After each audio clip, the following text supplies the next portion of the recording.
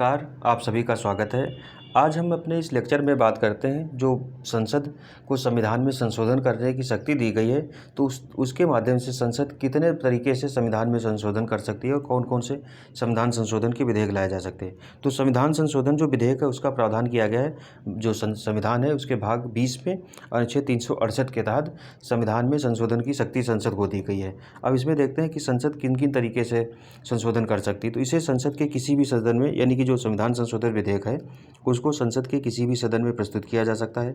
इसके लिए राष्ट्रपति की पूर्व अनुमति की आवश्यकता नहीं होती। हमने पढ़ा था जब साधारण विधेयक था और जो वित्त विधेयक था और कौन सा था, धन विधेयक था। तो धन विधेयक और वित्त विधेयक को लाने से पहले से जो राष्ट्रपति है उसकी पूर्व अनुमति ली जाती है। लोकसभा का अध्यक्ष डिसाइड करता है कौन सा विधेयक वित्त विधेयक है, कौन सा विधेयक नहीं है, तो जो धन विधेयक है। लेकिन जो संविधान संशोधन विधेयक है उसको लाने से पहले राष्ट्रपति की पूर्व अनुमति की आवश्यकता नहीं होती है। ठीक है, ये चीज़ कही गई यहाँ। तो हम देखते हैं इसमें दोनों सदनों को अलग अलग विशेष बहुमत, यानी कि उपस्थित और मतदान करने वाले जो सदस्य होते हैं उनके 2/3 से पास करना होता है, जो कुल आधे से कम नहीं होने चाहिए। मतलब यह है कि दोनों सदनों को इसमें जो शक्तियाँ दी गई हैं वो बराबर दी गई हैं, और जो भी संविधान संशोधन विधेयक आएगा वो राज्यसभा से, लोकसभा से, दोनों जो सदन है उनसे विशेष बहुमत से पारित होना चाहिए। ठीक है, इसमें कहा जा रहा है द्वारा पारित होने से 42वें संविधान संशोधन द्वारा राष्ट्रपति को बाध्य कर दिया गया कि वह इस पर हस्ताक्षर करेगा। इसमें हो क्या रहा था, हम जब शुरुआत में पढ़े थे मूल अधिकार प्रस्तावना, इस तरीके के जो अधिकार लेकर के और जो संसद की जो संशोधन करने की शक्ति है उसमें काफ़ी ज़्यादा टकराव था। तो टकराव की वजह से संसद ने क्या किया था कि जो 42वां संविधान संशोधन किया था 1976 में, उसमें कर दिया था राष्ट्रपति के पास जो विधेयक जाएगा उसको अनुमति देने के लिए राष्ट्रपति बाध्य है। फिर 44 में ये कर दिया गया था कि राष्ट्रपति एक बार पुनर्विचार के लिए वापस लौटा सकता। तो हमने राष्ट्रपति जब पढ़ा था ये चीज़ देखी थी। तो वही चीज़ यहाँ कही गई कि 42वें संविधान संशोधन द्वारा ये कर दिया गया कि अगर संविधान संशोधन के लिए कोई विधेयक आता है संसद में तो राष्ट्रपति के पास जब जाता है तो राष्ट्रपति उस पर अनुमति देगा ही देगा, ये चीज़ कही गई थी।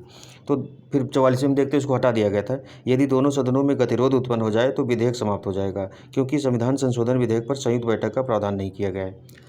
अगर संविधान संशोधन का विधेयक संसद में आता है और दोनों सदन में गतिरोध उत्पन्न हो जाता है, हमने बताया था ज्वाइंट सिटिंग होती है, तो ज्वाइंट सिटिंग का जो प्रावधान है वो संविधान संशोधन विधेयक के माध्यम जो परिपेक्ष में हम देखते हैं उसमें नहीं किया गया प्रावधान उसका, क्योंकि इसमें दोनों सदन है उनको समान शक्तियाँ दी गई हैं और जब तक दोनों सहमत नहीं होंगे तब तक संविधान में संशोधन नहीं किया जा सकेगा, ये चीज़ कही गई। अगला है कि संविधान संशोधन कितने प्रकार से होता है, तो साधारण बहुमत द्वारा होता है। साधारण बहुमत मतलब हम समझेंगे क्या है, तो 50% सदस्यों का +1, मतलब 50% यानी कि 51% अगर जो बहुमत मिल जाता है किसी भी विधेयक को तो वो अधिनियम बन जाएगा, जो संविधान संशोधन होता है। साधारण बहुमत 2 तरीके का दिया है, जिसमें एक तरीका जिसमें पाठ परिवर्तित नहीं होता है, मतलब संविधान में जो जोड़ा जाता है वो नहीं किया जाता है। दूसरा है कि पाठ परिवर्तित होता है, मतलब साधारण विधेयक एक ऐसा होता है जिसमें पाठ परिवर्तित मतलब संविधान में कुछ जोड़ा या घटाया जाता है। दूसरा है विशेष बहुमत। जो विशेष बहुमत होता है 2/3, एक तरीके से 75% इसको मान लो। ठीक है, और इसमें कह रहा है कि उपस्थित एवं मतदान देने वालों का ये कहा गया है आधे से कम नहीं। तो संसद में इस समय देखिए कितने सदस्य हैं, 543 हैं। 543 लोकसभा में और जो 245 हैं हम देखते हैं राज्यसभा में। तो इनका जो कहा गया है कि जो टोटल सदस्य हैं उनके कितना है, 2/3 से कम नहीं होना चाहिए, और कहा उपस्थित एवं मतदान वाले का आधे से कम। तो जिसे संसद में देखेंगे 273 या 271 के आसपास बन रहा है, तो उतने के आधे कम से कम सदस्य होने चाहिए। 273 से कम तो होने ही नहीं चाहिए। जो आधे से अधिक सदस्य, मतलब कहा गया कि 2/3 प्लस आधे जो सदस्य हैं उपस्थित होने चाहिए, इस मामले में ये कहा गया है। ठीक है, फिर हम करें कि विशेष बहुमत, आधे राज्यों का समर्थन, मतलब क्या है कि तीसरे जो तरीके का विधेयक है उसमें कह रहा है कि विशेष बहुमत तो चाहिए, यानी कि 2/3 तो हमको चाहिए, प्लस जो राज्य हैं टोटल 28 राज्य हैं तो कम से कम 14 राज्यों का हमको समर्थन भी चाहिए। ऐसे भी कुछ विधेयक होते हैं जिनको पास करना होता है, तो उसमें आधे राज्यों की से जो सहमति उसकी आवश्यकता होती है। ठीक है, अगला जो प्रावधान है कि साधारण विधेयक जो आता है, मतलब संविधान में संशोधन करने के लिए साधारण विधेयक के माध्यम से कौन से संविधान में संशोधन किए जाते हैं, तो इसका तात्पर्य है कि कुल सदस्यों के 50% +1 से पारित किया जाता है। इसमें 2 तरह से परिवर्तन होता है, एक साधारण बहुमत के संशोधन द्वारा, जिसमें क्या होता है कि जो पाठ होता है परिवर्तित नहीं होता है संविधान का, इसमें पथ लिख गया है तो पाठ होगा इसका। ठीक है, अनुच्छेद 11 जैसे कह रहा है कि के तहत संसद कानून बनाकर किसी व्यक्ति की नागरिकता छीन सकती है, तो इसको संसद में जोड़ा घटाया नहीं जाता, नागरिकता छीन ली, हो गया काम। फिर अनुच्छेद 124 कह रहा है कि तहत सर्वोच्च न्यायालय में न्यायाधीशों की संख्या बढ़ाना या घटाना, तो ये भी जो होता है इसमें संसद जो संविधान है उसमें पाठ परिवर्तित, क्योंकि संविधान ये कहता है कि अनुच्छेद 324 के 124 में कि सर्वोच्च न्यायालय होगा, न्यायाधीश की नियुक्ति की जाएगी, ये किया जाएगा, लेकिन सदस्य कितने होंगे वो संसद समय समय पर निर्धारित करती रहेगी, उसमें संविधान में बार बार जोड़ा नहीं जाता है। अभी जैसे 34 सदस्य हैं, अभी सुनने में आ रहा है हाल फिलहाल में सदस्यों की संख्या 51 के पास होने वाली है। तो ये अभी लागू नहीं हुआ, लेकिन जल्दी ही लागू हो जाएगा, तब हम इसको देखेंगे आगे कि क्या किया गया है। लेकिन अभी 34 सदस्य हैं, 34 मतलब मुख्य न्यायाधीश को मिलाते हुए संविधान का। और कुछ ऐसे प्रावधान है जिनमें संविधान का पाठ परिवर्तित होता है, मतलब साधारण विधेयक से संशोधन किया जाएगा, लेकिन पाठ जो होगा संविधान का वो परिवर्तित होगा।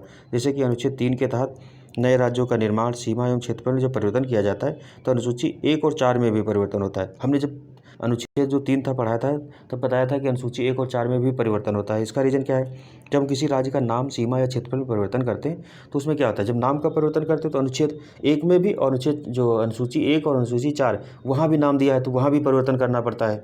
उसका जब नए राज्यों का निर्माण करते हैं तो नया राज्य बन जाता है, इस वजह से 4 करना पड़ता है। क्षेत्रफल भी करते हैं तो उनका कॉन्स्टिट्यूंसी हटती बढ़ती है, इस वजह से किया जाता है।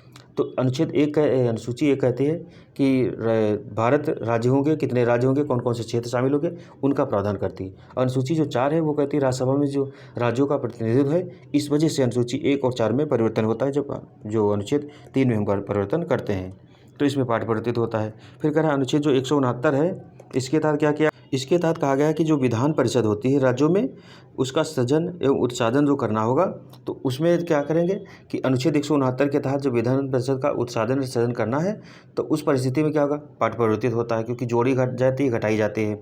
द्विसदनी जहाँ जहाँ जिस राज्य में द्विसदनी विधानमंडल है वहाँ की बात की जा रही है। अनुच्छेद 169 प्रावधान करता है कि विधान परिषद का क्या होगा कि संसद चाहे तो साधारण बहुमत से पारित कर देगी, ठीक है। फिर कह रहा है कि अगर मंत्रिपरिषद के आकार में परिवर्तन करना है तभी भी साधारण विधेयक से होगा, लेकिन मंत्री की जब आकार में परिवर्तन होगा तो ये भी जोड़ा जाता है ना, संसद कितने मंत्री हैं, ये चीज़ है। फिर कैबिनेट यानी कि 91वें संविधान संशोधन द्वारा मंत्रिपरिषद की कुल सदस्य संख्या जो है प्रधानमंत्री को शामिल करते हैं कितनी, तो लोकसभा की 15% डिसाइड कर दी गई है, मतलब 15% से ज़्यादा नहीं हो सकते, ये चीज़ कही गई, अधिक नहीं होनी। फिर अगला कह रहा है विशेष बहुमत से, तो जो दूसरा प्रकार था संशोधन का वो दूसरा है क्या, विशेष बहुमत। तो इसका तात्पर्य है सदस्यों के उपस्थित और मतदान करने वाले सदस्यों के 2/3 बहुमत से कम नहीं होना चाहिए, ठीक है। जैसे 86वें संविधान संशोधन द्वारा अनुच्छेद 21A और 45 में तथा अनुच्छेद 51A में जो के जोड़ा गया था, तो वो जो संशोधन किए गए थे वो विशेष बहुमत से किए गए थे। इस तरीके जो जब भी संशोधन किया जाएगा संसद में वो विशेष बहुमत से ही किया जाएगा।